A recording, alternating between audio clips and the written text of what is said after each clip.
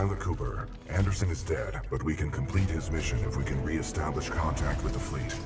The interstellar beacon ahead will serve our needs.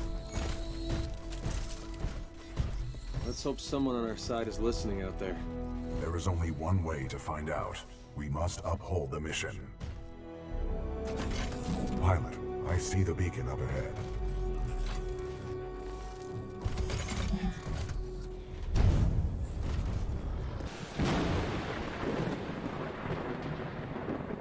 Hello, my name is Prime Thorn. Welcome to another video of mine.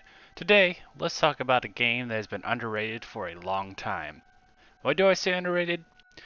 It's underrated because of the fact that it has been swept under the rug by EA, and also with EA releasing it during two major releases of Call of Duty Infinite Warfare that did have an amazing campaign, by the way, that you should definitely play, and the great and awesome Battlefield 1 that everyone does love still to this day. So after a long time within the month, the game has been pretty much dying in a sense, but there was a hardcore player base that stuck around. Even with the release of Apex Legends' newest season, there has been a spike with the game of players jumping in, especially with it being released last year on Steam in 2020. And why do I say there's been a spike of players getting in with Apex Legends' latest season is because of the new legend Valkyrie, who reminds players of a certain Titan that she uses to launch rockets at people, if you get what I mean. And when it did release on Steam in 2020, the player count went to 7,000 players, which is awesome. Unfortunately, with Apex Legend and the game being released in 2016, the servers are plagued with hackers and server instability since the devs and the teams are more focused on Apex Legends than Titanfall 2. Even with those faults, this game is still a gem. From the campaign to the multiplayer, this game still holds to a higher standard than most games to this day, unless we're talking about Modern Warfare 2019, which we all know has a really high standard for how Call of Duty should be now. I believe more people should be playing this game, and if I'm being real, more than Apex Legends. I truly wish this game didn't release in the window that it did, and also that EA should have postponed the release to a later date, so it wouldn't be jumbled in with the Call of Duty and Battlefield of that year. If it did propose to a later time, I believe that this game would have thrived and exceeded more than what it was now and at that time. Now let me talk about the campaign a little bit here. So the campaign is fantastic. To the story, level design, and maybe some of the boss encounters, because like in any campaign, there are the highs and lows, but this game has more high and lows. But what I'm talking about with some of the boss battles, some of them are easier than others, some of them are not as interesting as others, but that's in a game, that's good. You can't always have perfection of any boss encounter. Unless you make Dark Souls, which everyone hates and everyone loves the boss encounters there. But I digress. I want you all to play this, experiencing this great campaign for yourself, and tell yourself, why did you not play this sooner, and hate yourself for it. I'm just joking. I honestly hope that there will be a Titanfall 3 with this standard of this kind of campaign, but since with some of the leadership has left from Respawn, like Vince Zampella, I do worry a little bit about how it will go for Titanfall 3, and also them working with Apex Legends as well, because EA wants them to work on Apex Legends more probably than the next Titanfall, but we will see. Now, let's talk about why Apex Legends is as great as a BR that it is, and that is the multiplayer. Now with the multiplayer being fantastic, hence why Apex uses pretty much the movement system or most of the weapons from Titanfall series, because we all know Titanfall is the better game. From the way that you can drop your own Titan to the field to be able to destroy an enemy Titan or steer their power core to heal your own Titan. There's so many vast majority of ways to destroy an enemy and heal yourself, which is great. There are also many ways to have fun in the multiplayer. I have played a lot of this game when I used to play this on Xbox One, and I never had a time where I did not feel like I was not having fun. I had such a blast, and also my friends did as well.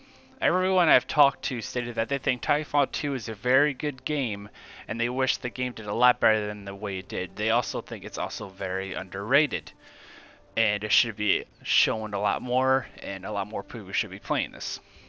I do love the fluidity of the movement, that there is no blocking from how fast or how skilled you can get around the map, from using a grapple hook to crouch sliding, because of movement does not block you from moving as fast as you want in this game. It's awesome for doing that. The maps may feel big, but just big enough to where you can help destroy Titan and go capture objectives, then go inside to kill pilots. From the maps having indoor corridors for that close quarters feeling to the outside to where snipers can pick you off or the Titans can destroy you, and sometimes the Titans can go inside those little corridors and kill you in there.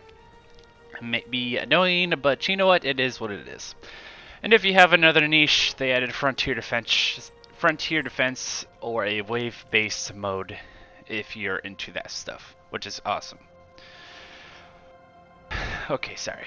It's also awesome how every Titan you play brings a unique experience, from Scorch being an AoE type of Titan that can drop flames on the ground and deny people from getting in, and Titans or pilots, to Ronin being a sword close quarters Titan that can come in close and will do a lot of damage with this melee. It has a perfect balance from the 7 Titans there in the game. Each one is unique, and each one can bring their own experience and turn the tide of battle. The weapons are also great as well. The gunplay is fantastic, hence why Apex Legends uses the gunplay from Titanfall, and also does have the mythos from the Titanfall as well. And it's also very quick to kill in Titanfall 2, but it doesn't feel quick enough. And even though the matches can be kind of long, the PvP quick time killing is not as bad as you think it is. It may feel like your personal weapon you like the most is fun to use, but honestly, every weapon is fun to use. There's no specific weapon that is not fun to use, and you'll have fun with them all the time. So this game has been underrated for a long time, since its release in 2016 to now 2021 of this year. People still play it, and I believe you should be doing as well, as I stated before. I like everyone to jump on this game because this game does need more love, and I wish Respawn and EA would support this game more, because they are honestly ignoring this game in a way that they shouldn't be, but yet they are, and that's kind of a bad thing.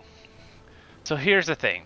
After all of what I said, that I think EA needs to remember that this title exists, and since we're on this topic now, there has been a Respawn dev that tweeted that they had to work on a Sunday to work in Apex Legends because a hacker hacked Apex Legends to point out to the servers for, I believe it was 6 to 12 hours to save Titanfall 2.